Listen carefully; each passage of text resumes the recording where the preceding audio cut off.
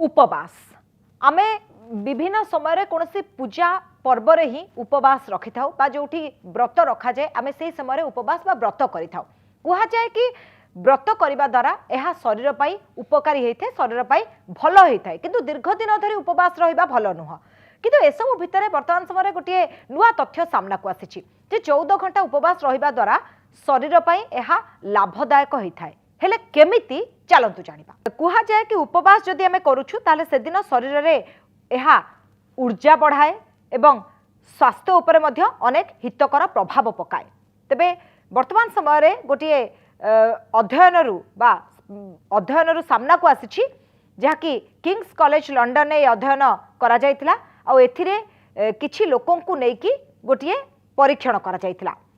तेबे जो माने एई गवेषणा रे शामिल हेतिले सेमानक कहबा कथा जे प्रतिदिन निर्दिष्ट अवधिर उपवास उत्तम स्वास्थ्य क्षेत्र में गोटे गुरुत्वपूर्ण भूमिका निर्वाह करे सकारात्मक फलाफल पाइबा पई कठोर प्रतिबंधक पालन करिवार कोनोसी आवश्यकता नाही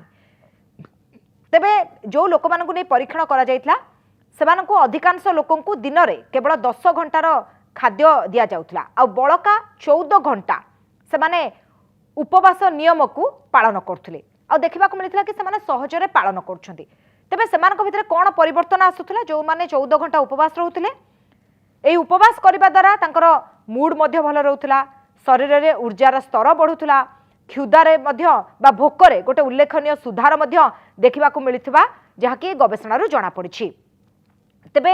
एई जो अध्ययन रे विभिन्न वयस वर्गर लोक भी शामिल होइथिले ताधरे 60 वर्षिया लोक मध्य रहिथिले किछि युवा वर्ग मध्य रहिथिले तेबे एहा माध्यम रे जो लोक माने एथरे शामिल हेथिले सेमाने मध्य सुस्थ अनुभव करथुवा कथा कहिसेंती कारण 14 घंटा उपवास रहिले काले शरीर प्रति किछि क्षतिकारक हेबो कि गोटिए सप्ताह पई सेमानकर साधारण भोजन अभ्यास को बजाय रखिबा को सेमानकु कहा जायतिला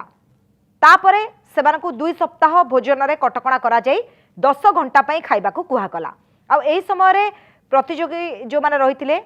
सेमानकर जदि खाइबा देखिबा भोक कथा देखिबा शरीर ऊर्जा कथा देखिबा से सब को जांच करा जाउथला जो माने 10 घंटार भोजन अवधि परे बाकी 14 घंटा उपवास नियम पालन करथिले सेमानकठारे गोटे भल फलाफल देखिबा को